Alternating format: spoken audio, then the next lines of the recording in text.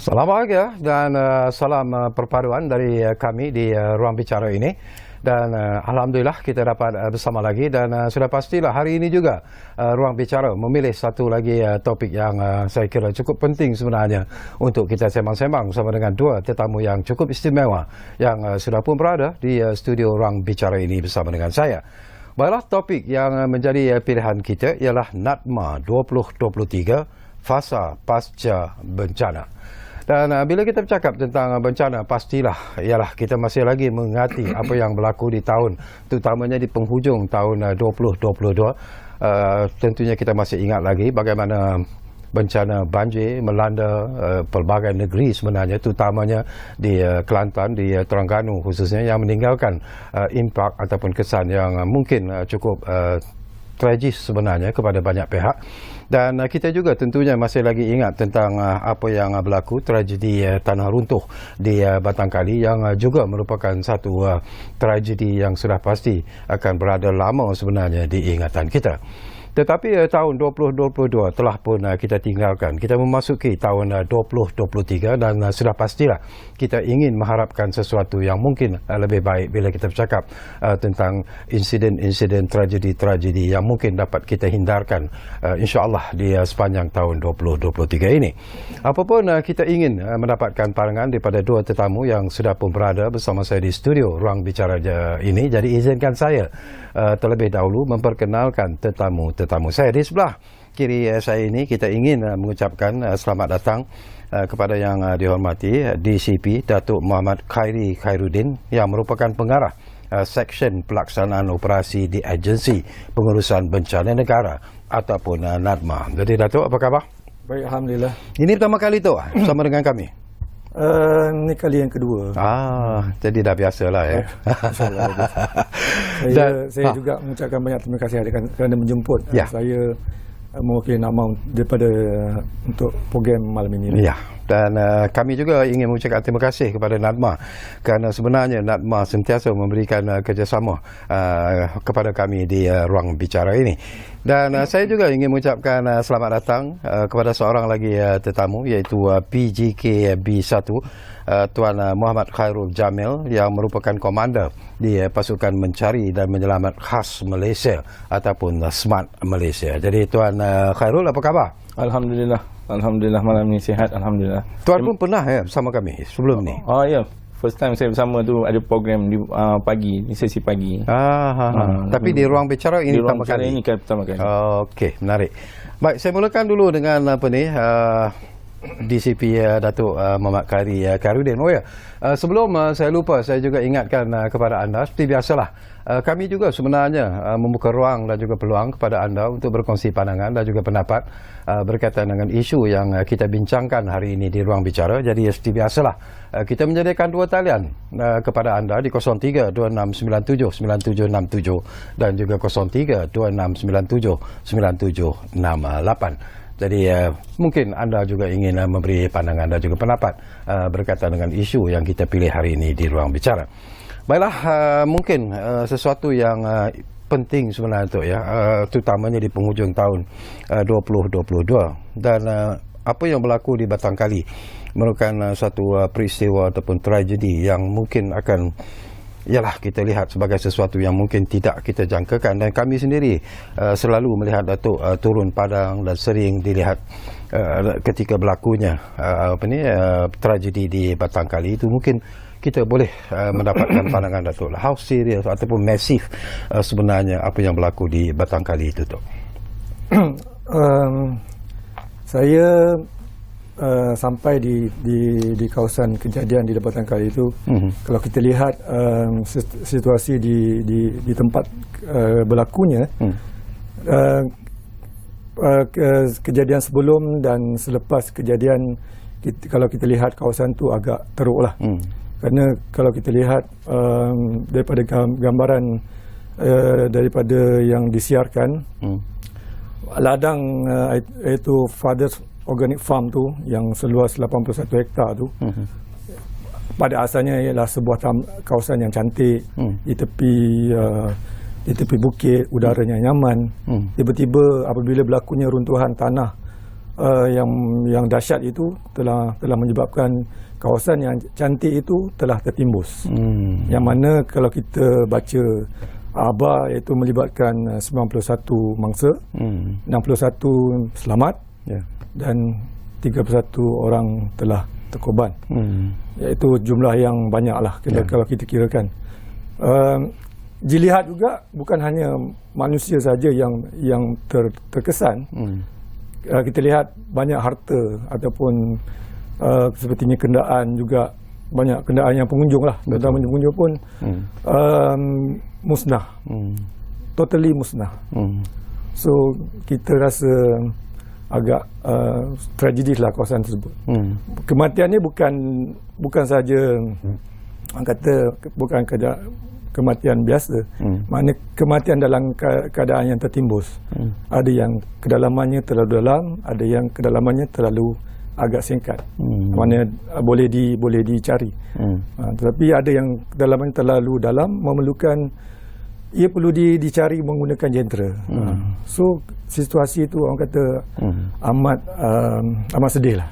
Perasaan Datuk sendiri apabila berada di kawasan tragedi tanah runtuh Batangkali itu, ialah macam Datuk kata, ianya merupakan satu tragedi yang cukup menyedihkan. Tetapi apabila Datuk tiba di lokasi kejadian tanah runtuh tersebut, apa yang bermain dalam pemikiran Datuk ketika itu sebenarnya, Datuk?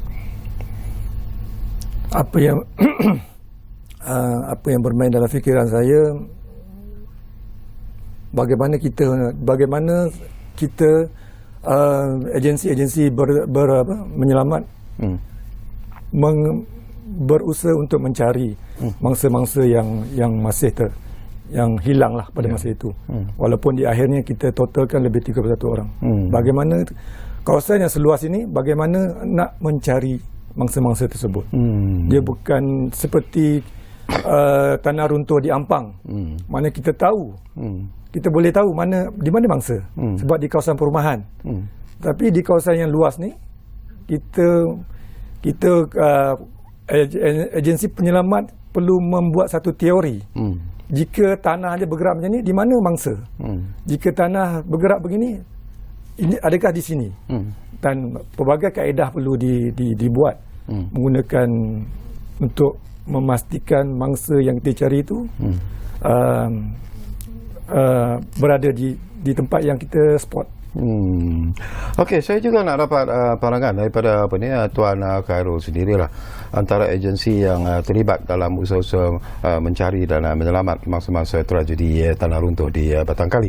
Dan sekiranya ialah kalau kita imbas kembali sebenarnya peristiwa yang berlaku di Batangkali itu, ia mengingatkan kita juga kepada apa yang berlaku ketika berlakunya runtuhan Highland Towers, dan itu juga merupakan satu tragedi yang sehingga ke detik ini sebenarnya masih lagi kita ingati tentang insiden ataupun tragedi tersebut.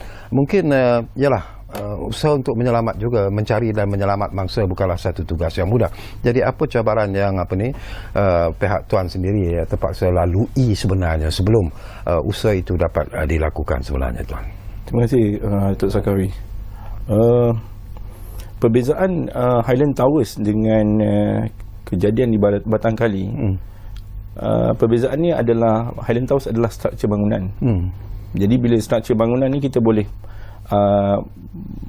membuat forensik atau pertanyaan semula kepada mangsa-mangsa yang hidup, di mana kedudukan mangsa-mangsa yang masih belum keluar. Kekurangan di Batangkali pula ialah satu runtuhan tanah yang telah menimbuskan keseluruhan kawasan, dan kawasan tu agak besar, 7 ekar. Jadi kita tak ada satu plot. Contoh macam di Highland Towers, bangunan kita tahu penghuni A berada di rumah nombor A 1314, dan kita boleh ada plot kawasan tu. Pasal kita boleh nampak, fizikal bangunan secara tu. fizikal, ya. Tetapi bila melibatkan runtuhan bangunan, penolakan runtuhan tanah, penolakan mangsa ke arah mana tu, itu agak sukar bagi kami.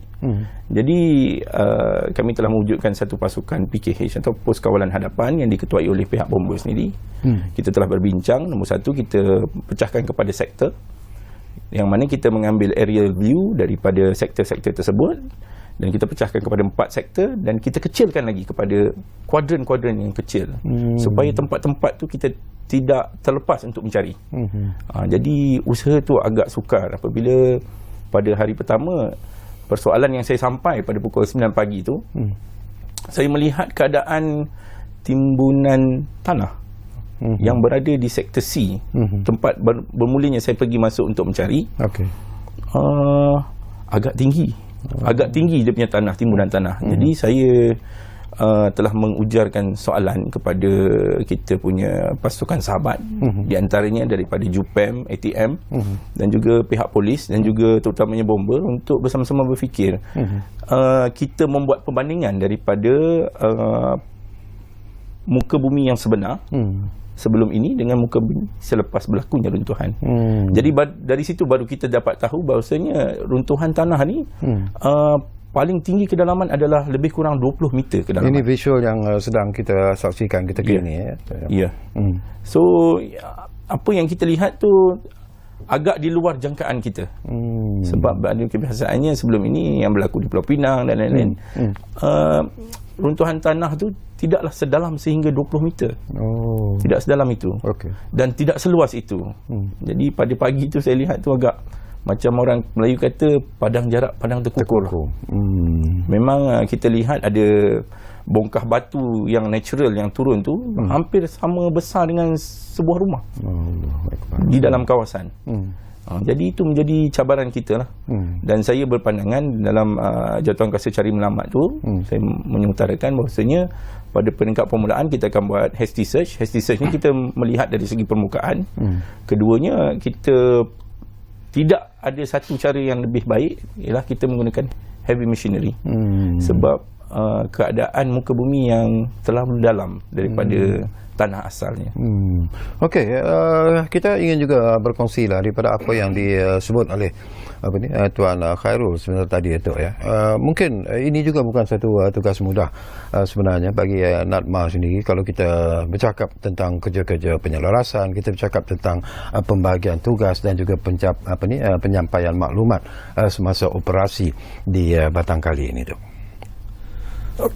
Okey, untuk tugas-tugas penyelarasan, di sinilah apabila berlaku bencana, di sinilah MKN 20 ini bertindak.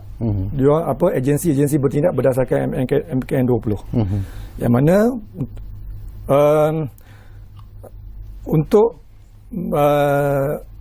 mengetuai operasi bencana ini atau pencarian ini diketuai oleh OSPD, iaitu Komander Operasi Bencana, yang dibantu oleh timbalan dia daripada bomber dan ada daripada bomber, daripada APM, Angkatan Pertahanan Malaysia, dan juga ATM, yang mana sama-sama untuk mencari ataupun menyelamat mangsa-mangsa yang tertimbus. Di sinilah orang kata jadualkuasa pengurusan bencana daerah berfungsi yang diketuai oleh DO. Dia menggerakkan agensi-agensi di bawah negeri ataupun PBT sama-sama membantu dalam proses pencarian, proses menyelamat. Baik, kita juga nak dapat pandangan daripada Tuan Khairul jugalah.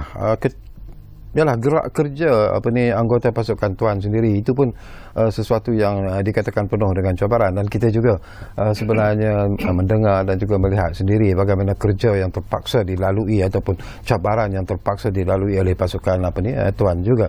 Mungkin yalah, ada yang sampai tak sempat nak rehat, ada yang even ditimpa sakit, demam dan sebagainya. Jadi boleh kita dapatkan gambaran senario apa yang berlaku kepada pasukan Tuan sendiri dalam usaha untuk mencari dan menyelamat. Alhamdulillah, Zakari, untuk makluman pasukan saya tak ada apa yang berlaku kecederaan. Cumanya ada beberapa daripada pasukan sahabat yang agak berlaku kemalangan sedikit lah. Bagi saya itu adalah satu kebiasaan. We are all trained for that actually. Betul. Cumanya itulah because of motivasi. Sebagai seorang penyelamat ni, mana-mana pun polis, bomber, ATM, APM, malahan pada kami sebagai penyelamat elit ni pun adalah satu motivasi untuk mendapatkan mangsa secepat mungkin, sebaik mungkin. Dan menjadi motivasi kami untuk berada di dalam kawasan. Cumanya itulah, kita pun manusia. Kita ada limit kita dari segi keletihan, keupayaan, kepenatan.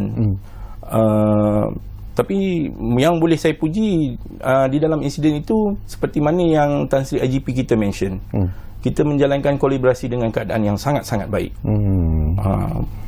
Yang saya melihatkan kerjasama dan juga pandangan, dan penyelamat-penyelamat sekalian kebanyakannya telah memberikan kerjasama yang baik. Isu berkenaan makan dan ni biasanya kami letak perkara yang kedua. Sebab keutamaannya adalah strategi. Tetapi di pos kawalan hadapan memang kita dah ada komander kita, pihak bomba. Sebenarnya dia dah menyusun pun sebenarnya jadual untuk kita masuk, replenish orang dan lain-lain. Cuma itulah, penyelamat-penyelamat kita ni sentiasa bersemangat dan bermotivasi tinggi untuk menyelamatkan mangsa. Selagi kita tak hit nombor 31 tu, selagi tu kita akan mencari. Itu yang kita buat sepanjang 9 hari tersebut. Saya mendapat juga panggilan daripada rakan-rakan apabila mereka tahu bahawa ini topik yang akan kita bincangkan di ruang bicara ini. Ini mungkin terkeluar sedikit daripada persoalan kita, tapi mungkin kita boleh kongsi bersama dengan Tuan Khairul dan juga Datuk Khairi sendiri tu ya. Mereka yang terselamat tu bagaimana? Apakah mereka sempat melarikan diri atau macam mana? Dalam situasi yang berlaku tanpa diduga, tanpa dirancang itu sebenarnya, Tuan. Saya rasa mungkin untuk pagi itu saya punya pegawai hadir pada pukul 6.30. Usaha-usaha mengeluarkan mangsa masih dilakukan oleh pihak PDRM dan juga pihak bomba.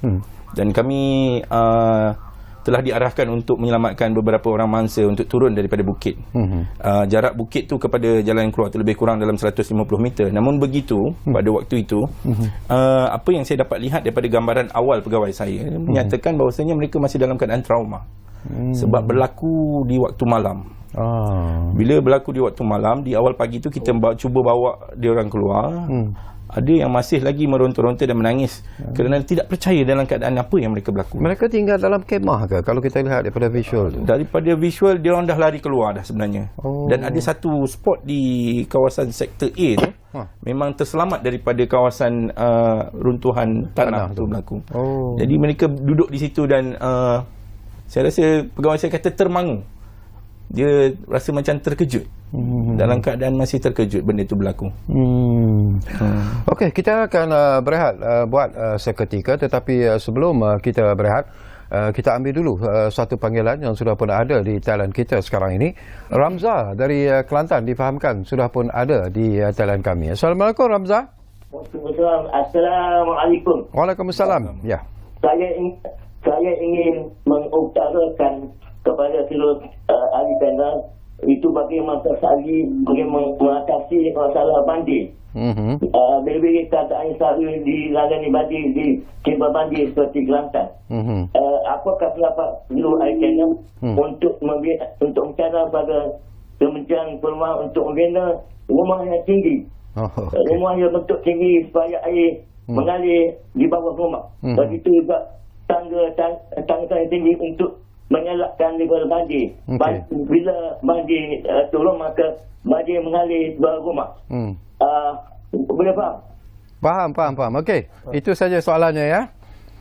Baik, terima kasih Ramza dari Kelantan. Jadi Ramza kena sabar dululah kerana isu banjir pun akan kita bincangkan nanti bersama dengan kedua-dua tetamu kita. Tapi untuk seketika ini kita akan berehat dulu buat seketika, dan anda jangan ke mana-mana. Kembali semula bersama kami di Ruang Bicara yang kami bawakan kepada anda tentunya di Bernama TV. Kita jumpa lagi selepas ini.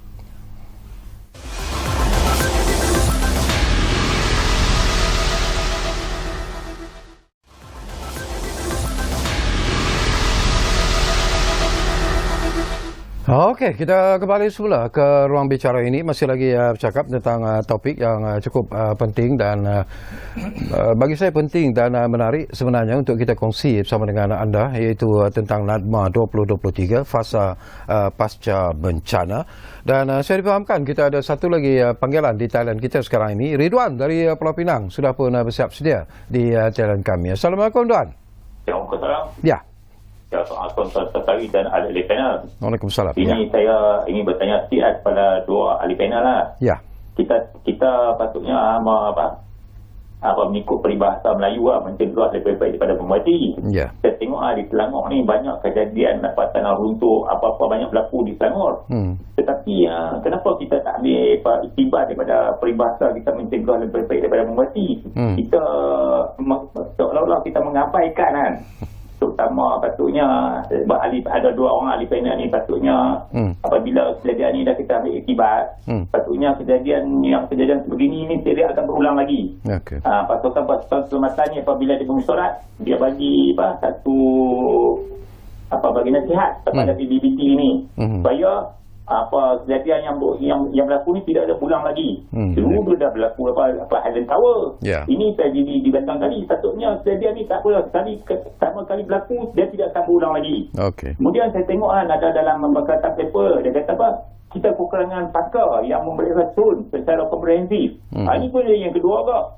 PBT ni dia kekurangan pakar. Patutnya apabila kejadian ini berlaku, PBT ni dia cari ambil juruterang ni atau ambil pakar-pakar ideologi ni untuk memeriksa drone ni. Tetapi dia orang abaikan berlantar-lantar begini. Minta ahli panel ulang jalan ni. Terima kasih.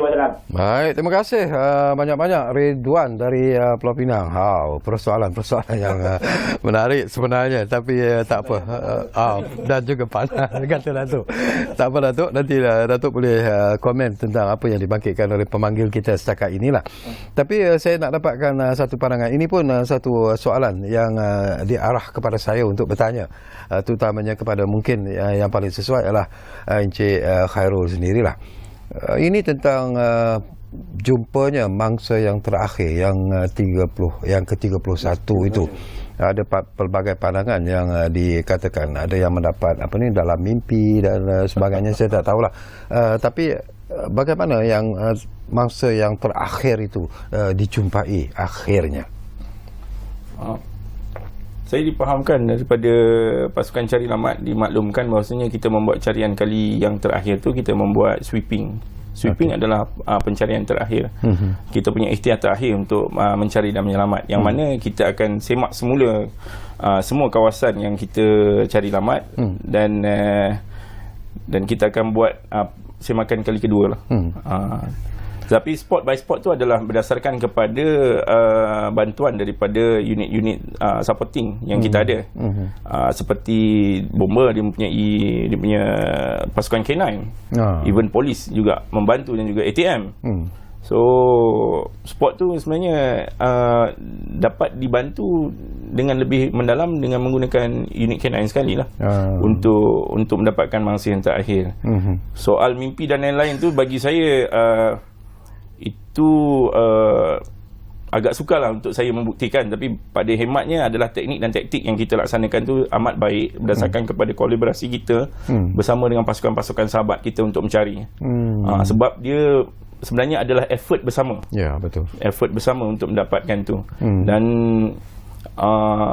saya belum pernah lagi lah, tapi tidak menyangkal, tapi tak pernah lagi lah kita dengar daripada mimpi. Tapi pada hemahnya biasanya kita akan buat strategi pencarian tu dengan sebaik mungkin lah. Tapi ada tak perasaan Khairul, rakan-rakan ataupun agensi ataupun rakan-rakan yang terlibat dalam usaha mencari dan menyelamat ini merasa kecewa sebenarnya? Apakah mereka akan menjumpai mayat yang terakhir ataupun mangsa yang terakhir itu?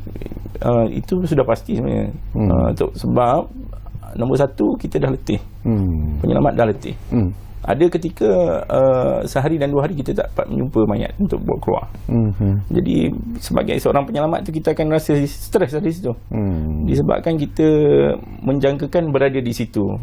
Sebab berdasarkan rancangan menyelamat ni kita mengikut kepada bomba, kita akan muat berdasarkan kepada kuadran-kuadran ataupun sektor-sektor yang kita telah tetapkan. Dan kadang-kadang bila kita try di spot itu, kita dapat dia satu perkara yang amat stres. Ya, betul. Dan bila stres ni dia kadang-kadang boleh jadi macam-macam.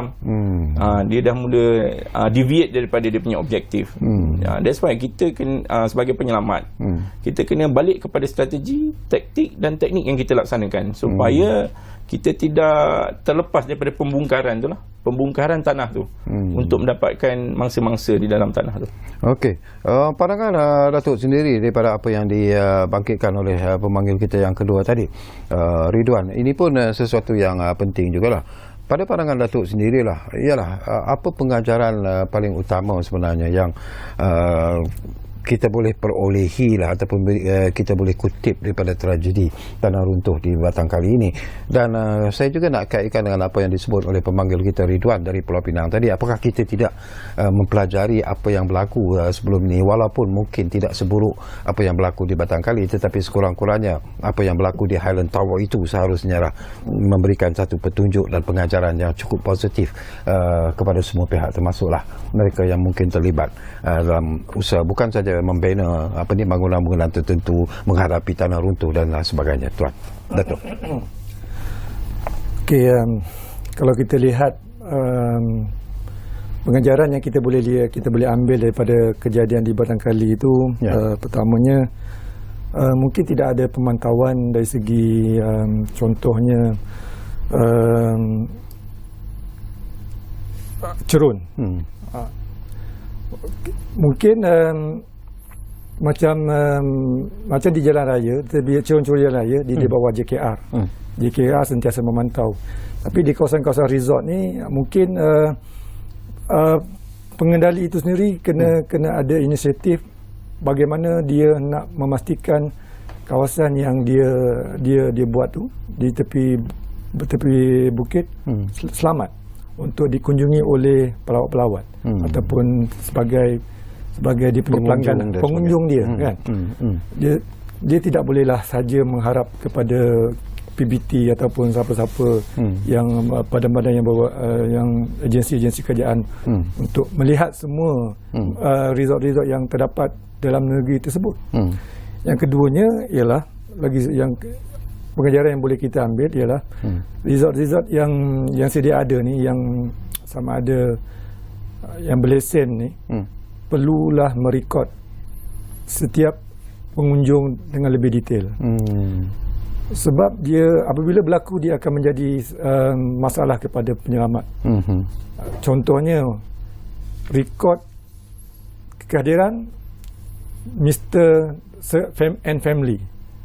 Tapi dia tak tulis nama, tak ada nama di bawah. Contohnya dia bawa 5 orang, tetapi tulis Amin sekeluarga. Siapa dia sekeluarga ni? Berapa orang? Benda ini yang menjadi kesukaran kepada usaha untuk mencari dan menyelamat. Kita nak tahukan berapa figure yang sebenar. Satu lagi yang dibangkitkan oleh Ridwan juga, apakah kita sebenarnya kekurangan pakar-pakar yang mungkin boleh menilai, melihat dan juga menilai sebelum tragedi seperti apa yang berlaku di Batang Kali itu berlaku? Saya tidak berpendapat sebegitu kita kekurangan pakar. Kita sebenarnya ada pakar. Pakar di JKR pun ada.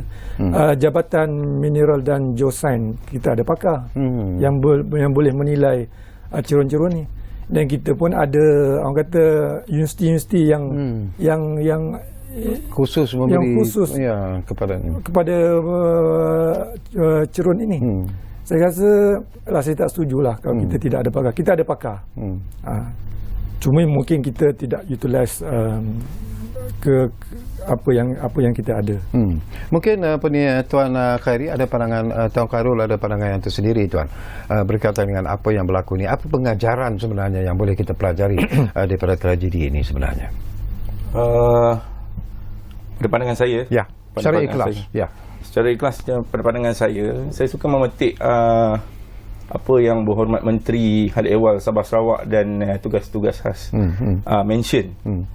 Dia menyatakan berdasarkan kepada Global Risk Register based on World Economic Forum yang telah mengeluarkan 10 sebenarnya risiko yang kita satu dunia ni akan hadapi dalam masa 10 tahun yang akan datang.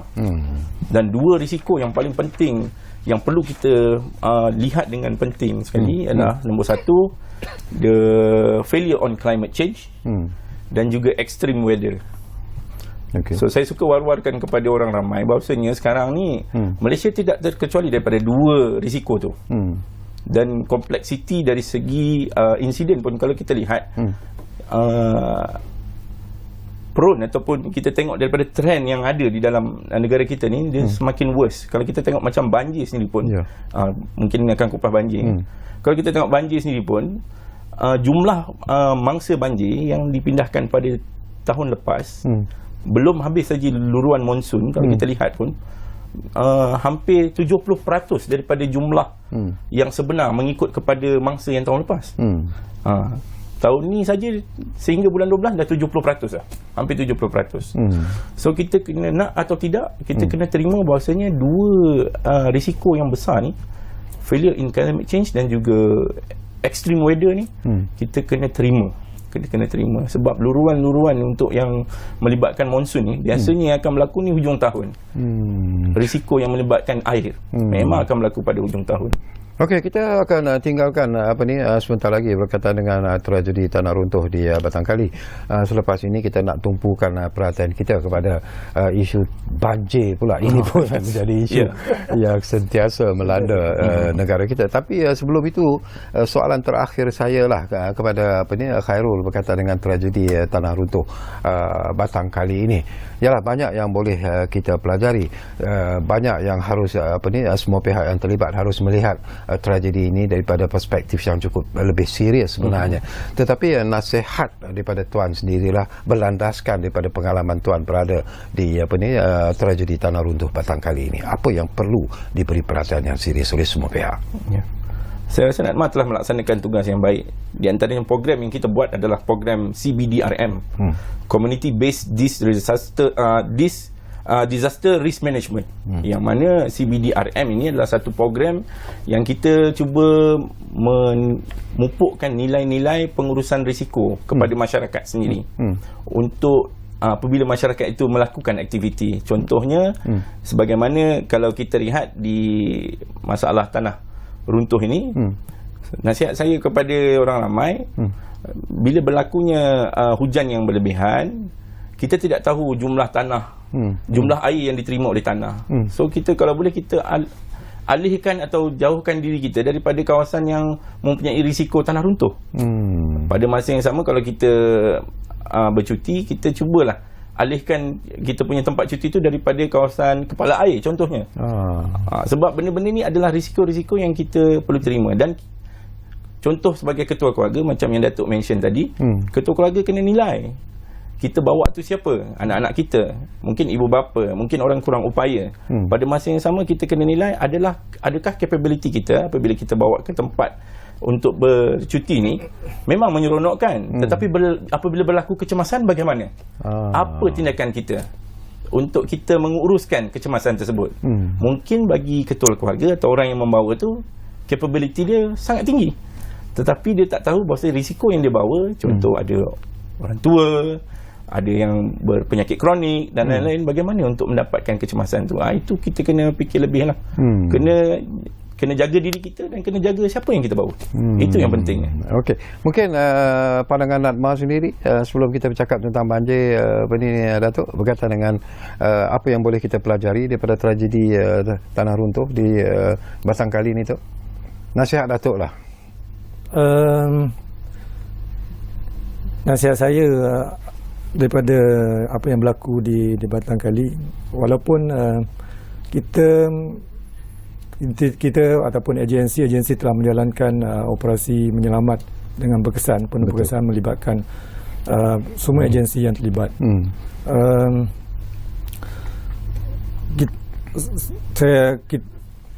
macam sahabat saya tekankan, macam masyarakat perlu lebih peka kepada situasi di mana dia hendak berada lah. Jika dia berada di kawasan yang cerun, dia kena lebih berhati-hati ataupun elakkan terus berada di kawasan tersebut. Dan begitu juga sentiasa memantau website itu info-info cuaca. Jika dalam beberapa hari ataupun macam sekarang ni adalah monsun timur laut, memang kita akan terima hujan yang banyak sehingga bulan Mac. Dan ini baru kita terima, orang kata luruan yang kedua. Kita ada lagi sampai bulan 3. So masyarakat perlu memantau info cuaca dari NATMA pun ada info cuaca, dan Jabatan MET pun akan keluarkan amaran-amaran, sentiasa mengeluarkan amaran-amaran, dan kita mengharapkan komuniti jika mendapat info perlu alert. Bila Datuk sentuh tentang, ini pun menakutkan kita jugalah. Kita looking forward sehingga bulan Mac nanti kita mengharapkan tak ada sesuatu yang berlaku. Tapi macam Datuk sebutlah, kita menghadapi masalah monsun timur laut yang begitu serius. Kita juga menghadapi keadaan cuaca yang tidak menentu sebenarnya. Ini climate change ini merupakan satu masalah di perangkat global semua. Betul. Semua negara sebelum ini pun kita lihat berlaku banjir yang begitu teruk sekali, kemusnahan yang terpaksa mereka hadapi. Tetapi banjir yang berlaku di penghujung tahun lalu, tahun 2022 itu, apakah Datuk melihat bahawa ianya jauh lebih serius sebenarnya, terutamanya di Terengganu dan juga di Kelantan, jika kita bandingkan dengan landaan banjir sebelum ini itu? Kalau kita lihat cuaca yang berlaku, perubahan cuaca yang berlaku di Malaysia ini, kalau kita imbas balik awal-awal tahun, sepatutnya pada musim tersebut kita tidak terima hujan yang banyak. Itu biasanya musim kemarau ataupun jerebu. Tetapi dalam tempoh tersebut dia tidak berlaku sebegitu. Malahan kita negeri-negeri terdedah kepada banjir pula dalam tempoh tersebut. Maknanya berkejadian banjir ni sentiasa orang kata sentiasa akan berlaku untuk tahan sehingga bulan 3. Contohnya untuk sehingga yang berlaku tempoh hari, kejadian banjir di Kelantan dan Terengganu, jumlah mangsa yang terkesan adalah 72,000. Yang melibatkan 140 lebih pusat pemindahan. Itu ramai. Itu hanya di Kelantan dan Terengganu. Dan pada masa yang sama berlaku juga di Sabah dan Sarawak. Ya, betul. Yang mana fenomena air pasang di Sabah dan juga di Sarawak banjir. So cabaran dia agak kita tak tahulah kan. Sebelum ni pun sama juga. Tapi saya cakap perubahan cuaca ni agak ketara, dan macam Datuk cakap juga, bukan hanya di Malaysia, malah di Mekah pun banjir. Di Korea pun berlaku. Dan dia adalah peringkat global. Dan cabaran dia memang agak mencabarlah. Okey, kita akan sambung lagi, tapi kita diarah untuk berehat buat kali terakhir, dan kembali nanti. Walaupun masa semakin suntuk sebenarnya, tapi saya percaya ada lagi persoalan-persoalan yang akan sempat saya kongsikan bersama dengan kedua-dua tetamu yang berada bersama saya di studio Ruang Bicara ini. Kita rehat buat kali terakhir dan kembali semula Ruang Bicara Bernama TV sebentar saja lagi.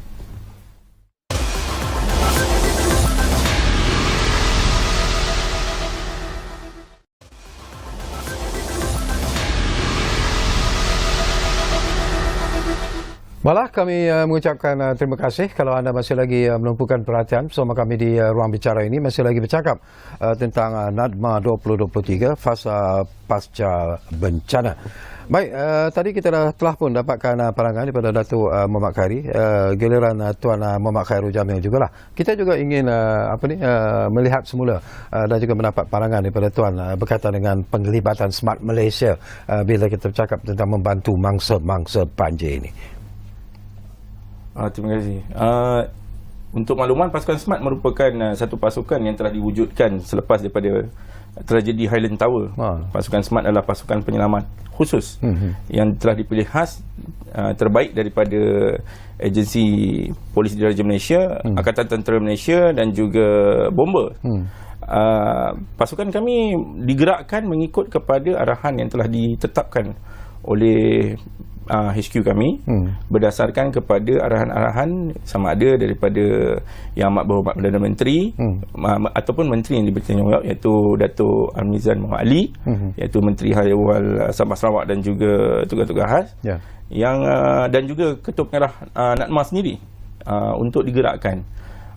Tugasan kami untuk membantu masa-masa banjir ni, kita adalah saling melengkapi bersama dengan agensi-agensi lain seperti bomber sendiri dan juga Polis Diraja Malaysia, bertujuan untuk menyelamat. Dan kami sebenarnya adalah responder yang kedua, barisan kedua jika di dalam negara. Jika di luar negara memang kami adalah responder yang barisan pertama. Untuk kes di Terengganu dan Kelantan, biasanya kita telah berhubung dengan komander insiden di negeri-negeri tersebut untuk kita ditempatkan melalui disaster risk assessment kita yang kita berkolaborasi dengan pihak NADMA, iaitu melalui National Disaster Control Center yang akan membuat beberapa analisa-analisa yang tertentu, dan kami akan bersiap sedia di kawasan yang paling teruk yang akan terkena atau terkesan daripada banjir tersebut. So kami tak ramai, tapi kami akan pergi ke sana berdasarkan kepada keperluan dan kepakaran khusus kami. Bila bercakap tentang keperluan dan apa yang dilakukan oleh pihak Smart Malaysia, macam NADMA sendiri, Tuan, apakah kita NADMA sendiri menyediakan latihan-latihan khusus sebenarnya kepada badan-badan yang terlibat dalam operasi mencari dan menyelamat ini sebelum mereka turun untuk membantu? Kita di NADMA tidak menyediakan latihan kepada macam training dia orang, training khusus untuk bagaimana mencari. Itu agensi yang terlibat. Bagaimana dia lebih mahir. NADMA ni NADMA hanya menyelaras untuk kita conduct satu latihan amal. Bagaimana untuk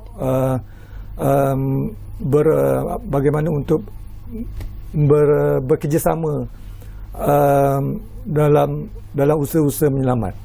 Sebab dalam operasi ini dia melibatkan pelbagai agensi. Kita NADMA menyelaraskan agensi-agensi ini supaya mereka boleh bekerjasama. Macam visual yang kita lihat sekarang itu, apa sebenarnya yang berlaku? Betul, ini adalah latihan yang kita adakan bersama dengan pasukan khas PDRM VET 69, yang mana latihan ini kita membuat ulang kaji dan juga bertukar-tukar ilmu dan kebolehan dan kelebihan masing-masing pasukan kami untuk kita sama-sama update kita punya pasukan untuk membuat menyelamat. Untuk makluman, kita mengikut kepada MKN 19, bidang tugas pasukan SMART sendiri, dia boleh berrespon pada insiden yang melibatkan di udara, insiden di darat dan juga di air. Ini telah dimaktubkan di dalam arahan MKN 19 ni. Dan bentuk latihan seperti ini akan dijalankan dari sentiasa dijalankan semasa berdasarkan kepada keperluan, dan juga kita sentiasa up to date to the teknologi. So pada kebiasaannya kita akan sentiasa dihantar ke luar negara untuk update kita punya pegawai dan anggota dari segi skill dan juga kemahiran mereka masing-masing. Sesuatu yang membanggakan kita sebenarnya Datuk Khairi, ialah tentang penglibatan sukarelawan. Ini pun sesuatu yang cukup membanggakan kita sebenarnya. Setiap kali berlaku saja, tak kiralah sama ada banjir ataupun berlaku tanah runtuh baru-baru ini, jelas bahawa rakyat Malaysia, para sukarelawan ini sentiasa saja ingin memberikan bantuan dan juga khidmat mereka. Jadi mungkin Datuk ada pandangan tersendiri dalam isu itu. Ya, kita tidak menafikan bahawa rakyat Malaysia ni dia dengan rela hatilah. Ingin membantu. Mangsa-mangsa yang terkesan, terutamanya kalau contohnya masa banjir. Untuk makluman Datuk, di NAKMA kita ada lebih kurang 140 pertubuhan yang berdaftar. Kita panggil rakan NAKMA. Mereka ini adalah NGO yang mana keahlian mereka lebih kurang 27,000 orang dianggarkan. Dan mereka ni sangat aktif. Contohnya kalau ada banjir di kawasan ataupun di negeri Pantai Timur contoh, dia akan pergi ke kawasan itu membantu. Sama ada membantu menyelamatkan mangsa pun diorang membantu agensi lah. Begitu juga diorang pun disambil juga menyalurkan bantuan makanan, wang kepada mangsa-mangsa.